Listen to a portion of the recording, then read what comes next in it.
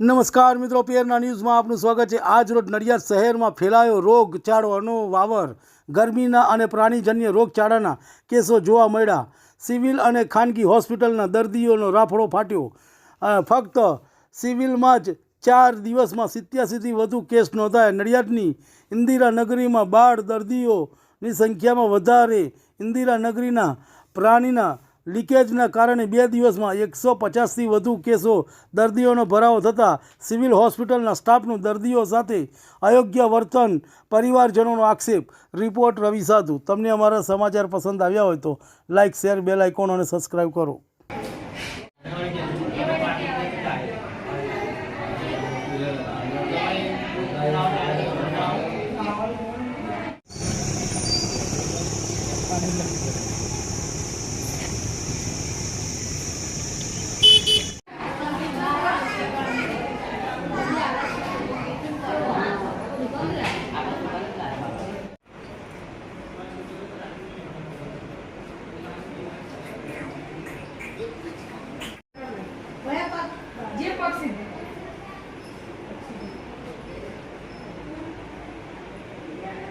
સાહેબ, રોગચાળાનો વાવર ફેલાયો છે।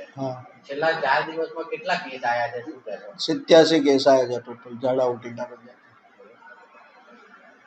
કયા કયા વિસ્તારના કેસ છે, કેટલા દાખલ છે, કેટલા વધારે પડતા તો ઇન્દિરાનગરીના છે, નડિયાદ ઇન્દિરાનગરીના, પછી આજુબાજુના બીજા આજુબાજુના 45 જેવા ઇન્દિરાનગરીના છે। બાકીના નડિયાદના જુદા જુદા વિસ્તાર હતા, આજુબાજુના ગામડાઓના છે। સાહેબ, શું કારણ છે આ રોગચાળો તો ફેલાવાનો? એક તો ગરમીના લીધે, બીજું પાણીજન્ય લીધે। સાહેબ, કેટલાક દર્દીઓની એવી પણ ફરિયાદ છે કે યોગ્ય સારવાર નથી મળી ના, રહી। સારવાર તો બરાબર આપે છે, ખોટી વાત છે। સિવિલમાં સુવિધાઓનો પણ ના, અભાવ છે। સુવિધાઓ તો બધી પૂરતી છે।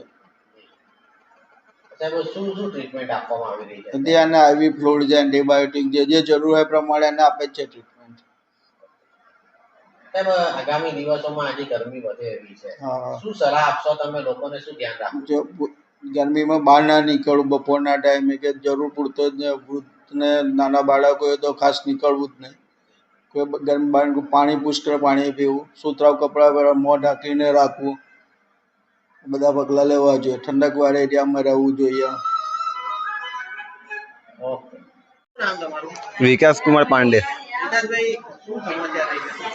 સમસ્યામાં એવું થયું કે સવારમાં અમારા બાબાને દાખલ કરવાનું હતું, અહીંયા આગળ લઈને આવ્યા છે તો એકચ્યુઅલી અહીંયા આગળ એને ઉલટી જો થતું હતું, પછી એને ઉલટી થઈ વેસ્ટ ડોલ નહોતું મૂક્યું એટલા અમે પેલા મેડમે સવારમાં નાઇટ શિફ્ટવાળા જે હતા ને એવું કે તમે ઉલટી ના કરાવો, એવું કહે કે તમે દાખલ નહીં લેવાનું અમારા છોકરાને, તમારે તમે બીજે તરીકે તમારે કંઈ બી લઈ જાઓ તો લઈ જાઓ અહીંયા આગળથી, નીચે કોલ કરીને એવું કીધું।